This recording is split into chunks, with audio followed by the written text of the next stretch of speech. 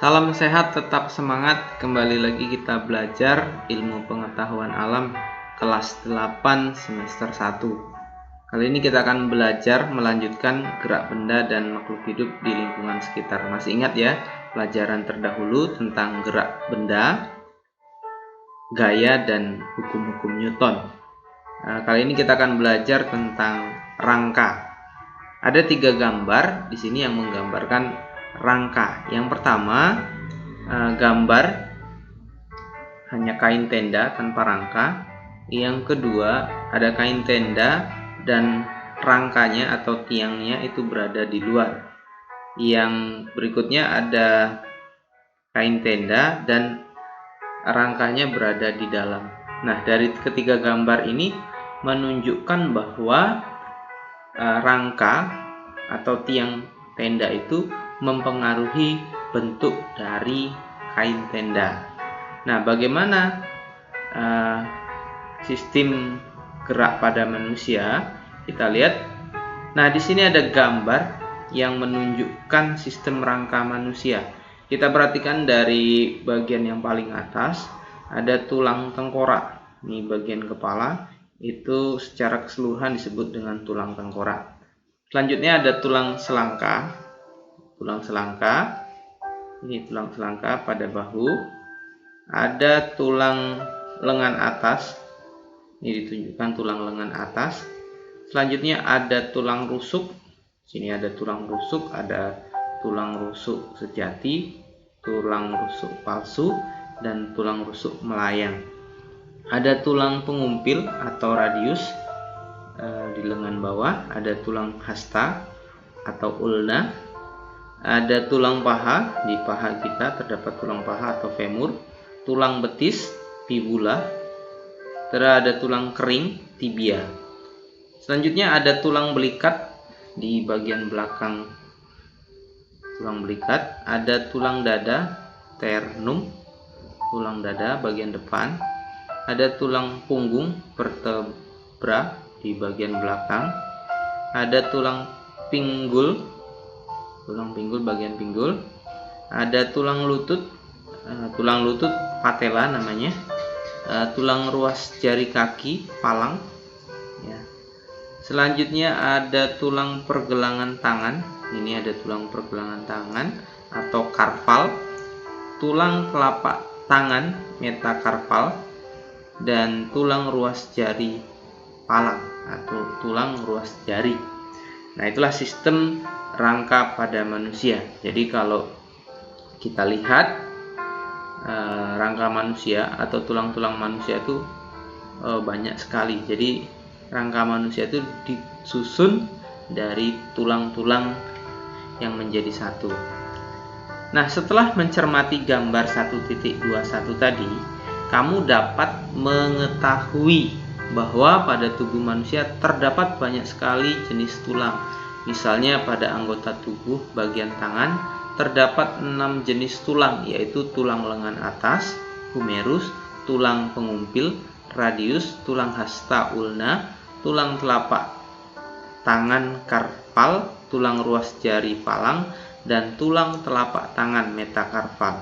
Apabila dihitung jumlah seluruh tulang tubuh manusia dewasa terdiri dari 206 tulang. Secara umum ada 4 fungsi utama tulang bagi tubuh, yaitu sebagai berikut. Jadi ada 4 fungsi utama tulang. Yang pertama, memberikan bentuk pada tubuh dan menopang tubuh kita. Jadi fungsi yang pertama itu memberi bentuk pada tubuh dan menopang tubuh kita. Yang kedua, melindungi organ dalam. Ya, jadi melindungi organ-organ dalam tubuh kita. Misalnya tulang rusuk. Nah, tulang rusuk itu melindungi jantung dan paru-paru. Nah, jadi tulang rusuk melindungi jantung dan paru-paru. Tulang tengkorak itu melindungi otak. Yang ketiga, tempat menempelnya otot yang merupakan alat gerak aktif sehingga dapat menggerakkan tulang. Jadi tulang itu alat gerak pasif yang digerakkan oleh otot. Nah, otot ini menempel pada tulang. Yang keempat, pada jenis tulang tertentu seperti tulang paha, femur, tulang juga berfungsi sebagai tempat pembentukan sel darah merah. Jadi tulang ini berfungsi sebagai tempat pembentukan sel darah merah. Jadi sel-sel darah merah kita itu dibentuk di tulang. Sel darah dibentuk di bagian sumsum tulang. Ya, jadi sumsum tulang itu jaringan lunak yang terdapat di bagian tengah tulang. Jadi kalau kita belah potong tulang, di bagian tengahnya itu terdapat jaringan lunak. Nah, itulah sumsum tulang. Nah, kita lihat struktur tulang. Kita lihat di sini ada gambarnya. Yang pertama ada tulang spons, tulang kompak, pembuluh darah, sumsum tulang, sumsum putih tulang, dan periosteum. Nah, kita lihat di sini penjelasannya.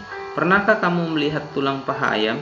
Bapak yakin kalian pernah melihatnya, ya, karena kita mengkonsumsi daging ayam misalnya. Apakah bentuk tulang tersebut seperti gambar 1.22? Nah, bentuknya kurang lebih seperti ini ya, seperti gambar. Nah, apabila kita perhatikan ternyata struktur tulang tidak halus, ya, melainkan terdapat benjolan pada bagian ujungnya, berbentuk bulat serta terdapat titik-titik kasar pada bagian ujung, terdapat lekukan, tonjolan, dan lubang. Masing-masing bagian ini mempunyai fungsi yang berbeda-beda. Lekukan dan tonjolan berfungsi sebagai tempat menempelnya otot. Lubang berfungsi sebagai tempat keluar masuknya pembuluh darah dan saraf. Nah, ini penjelasan tentang struktur tulang. Bentuk tulangnya ada tulang spons, tulang kompak, pembuluh darah. Jadi di tulang itu terhubung juga dengan pembuluh darah. Ada sumsum putih tulang dan periosteum.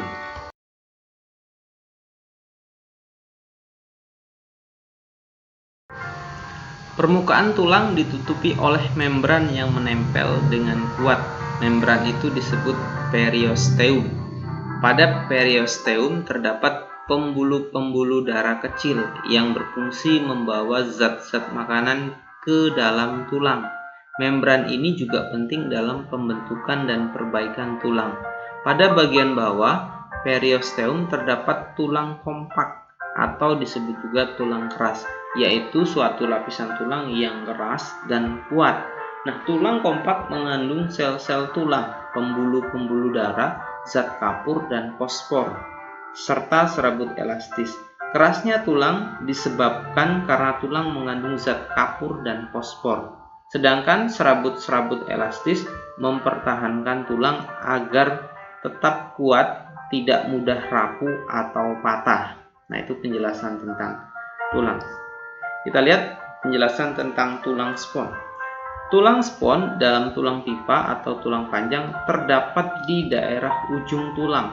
Tulang spons kurang kompak dan mempunyai banyak ruang-ruang kecil terbuka yang membuat tulang menjadi ringan. Tulang panjang mempunyai lubang atau saluran yang besar. Saluran-saluran ini terdapat di tengah tulang panjang dan diisi oleh jaringan berlemak yang disebut sumsum. Nah, sumsum merah tulang berada di daerah tulang panjang bagian ujung di antara tulang spons, sedangkan sumsum kuning berada di tulang panjang bagian tengah dan sebagian besar berisi lemak. Pada orang sehat, sumsum tulang merah menghasilkan sel darah merah dengan kecepatan sampai 3 juta sel per sekon. Sel-sel darah putih juga dihasilkan di dalam sumsum tulang, tetapi lebih sedikit jumlahnya. Ujung tulang panjang ditutup dengan suatu lapisan jaringan tebal, lunak dan lentur yang disebut dengan tulang rawan atau kartilago. Jadi kalau kita mengkonsumsi daging ayam yang ada tulangnya, biasanya ada bagian yang kejal atau bagian yang agak lentur dan lunak. Nah, itu bagian itu adalah tulang kartilago atau tulang rawan. Tulang rawan tersusun atas sel-sel yang dikelilingi oleh matrik protein yang dihasilkan oleh sel-sel tersebut. Selain di ujung-ujung tulang panjang, tulang rawan juga dapat ditemukan di ujung-ujung tulang rusuk, dinding saluran pernapasan, hidung, dan telinga. Nah, itulah bagian-bagian tulang rawan atau penjelasan tentang tulang rawan. Kita lihat selanjutnya, macam-macam tulang pada sistem rangka. Tahukah kamu bentuk tulang yang ada pada tangan? Tulang jari, tulang pipi. Coba sekarang rabalah tulang lengan bawah, tulang jari-jari tangan, dan tulang pipi. Kamu akan merasakan bahwa bentuk dan ukuran tulang-tulang tersebut tidak sama. Bentuk tulang manusia dibedakan menjadi 4. Jadi bentuknya dibedakan menjadi 4. Yang pertama itu tulang panjang. Misalnya tulang lengan, humerus. Tulang panjang juga biasa disebut dengan tulang pipa. Tulang pipi, misalnya tulang dada, sternum. Selanjutnya ada tulang pendek, misalnya tulang ruas jari, palang. Dan tulang tidak beraturan, misalnya tulang punggung, vertebra, atau tulang yang lainnya. Agar kamu dapat memahami, kita lihat gambar 1.23. Nah, kita lihat macam-macam tulang berdasarkan bentuk dan ukuran. Kita lihat yang pertama, tulang lengan atas. Ini tulang panjang tadi ya, tulang lengan atas, humerus. Terus ada tulang dada. Tulang dada. Ada tulang punggung. Ini tulang punggung tadi tidak beraturan. Kalau tulang dada tadi pipi. Selanjutnya ada tulang ruas jari kaki atau palang. Ini tulang pendek. Nah, itulah macam tulang berdasarkan bentuk dan ukurannya. Sekarang kita lihat penjelasan tentang perkembangan tulang. Jadi tulang itu mengalami perkembangan. Nah, tulang yang ada di tubuh kita merupakan suatu benda yang keras. Meskipun demikian, tulang bukan suatu benda yang memiliki ukuran tetap. Beberapa bulan sebelum kamu dilahirkan, tulang kamu tersusun dari kartilago atau tulang rawan. Secara bertahap, tulang rawan akan berkembang menjadi tulang keras. Akan tetapi pada perkembangannya, tidak semua tulang rawan pada tubuh manusia menjadi tulang keras. Untuk membuktikannya, coba pegang daun telinga, kamu kemudian lipatlah perlahan-lahan. Dapatkah kamu melipat daun telingamu? Nah, itu salah satu contoh tulang rawan pada tubuh kita. Misalnya lagi hidung. Nah, hidung itu juga merupakan contoh tulang rawan pada tubuh kita. Selanjutnya kita lihat penjelasan berikutnya. Pernahkah kamu berpikir mengapa tulang pada daun telinga dapat dilipat? Tulang pada daun telinga dapat dilipat karena tulang yang terdapat pada daun telinga adalah tulang rawan. Dapatkah kamu menyebutkan contoh tulang rawan lainnya? Tulang hidung ataupun tulang rawan penyusun persendian adalah contoh tulang rawan. Tulang-tulang tersebut akan tetap menjadi tulang rawan sampai manusia menjadi tua. Pada saat janin atau calon bayi yang masih ada di dalam kandungan, hampir semua tulang yang terdapat pada tubuhnya merupakan tulang rawan. Seiring dengan perkembangan janin dan kelahiran. Setelah kelahiran, tulang rawan tersebut berkembang menjadi tulang keras. Proses pengubahan tulang rawan menjadi tulang keras disebut dengan penulangan atau osifikasi. Nah, agar kamu dapat memahami proses osifikasi dengan baik, perhatikan gambar 1.24. Nah, prosesnya yang pertama, kita lihat gambarnya. Yang pertama tulang rawan. Jadi proses awal tulang rawan. Selanjutnya terdapat daerah awal penulangan. Nih, daerah awal penulangan. Jadi cikal bakal terbentuknya tulang. Selanjutnya ada pembuluh darah. Jadi tulang itu terhubung dengan pembuluh darah. Nah, pembuluh darah inilah yang mensuplai nutrisi atau makanan untuk terbentuknya tulang. Nah, ini tahapan pembentukan tulang. Nah, terbentuklah seperti tulang dewasa, tulang kompak, di bagian ujung itu tulang kompak dan tulang spon. Ya. Kita lihat selanjutnya bagaimana proses osifikasi berlangsung. Nah, kita lihat prosesnya. Proses osifikasi berawal dari tulang rawan. Tulang rawan bentuknya mirip dengan tulang dewasa. Selain itu, tulang rawan memiliki rongga yang terisi oleh osteoblast. Apa itu osteoblast? Adalah sel-sel pembentuk tulang. Selanjutnya, osteoblast akan membentuk osteosis atau sel-sel tulang. Proses osifikasi dimulai dari bagian tengah tulang rawan dan kemudian meluas ke seluruh arah sesuai dengan pertumbuhan tulang rawan.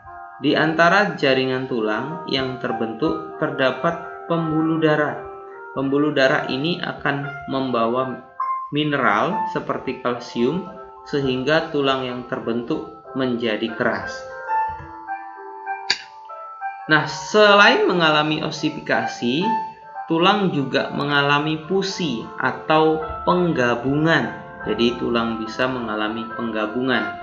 Pada saat kamu baru lahir, jumlah seluruh tulang yang ada pada sistem rangka kamu adalah 270 tulang. Seiring bertambahnya usia, beberapa tulang akan mengalami fusi, misalnya tulang tengkorak dan tulang ekor. Jadi tulang tengkorak dan tulang ekor itu mengalami fusi atau penggabungan. Oleh karena itu, ketika kamu sudah dewasa, jumlah tulang penyusun sistem rangka ada 206 tulang. Ya, demikian penjelasan tentang rangka. Terima kasih telah menyaksikan video ini. Jangan lupa like, share, and subscribe.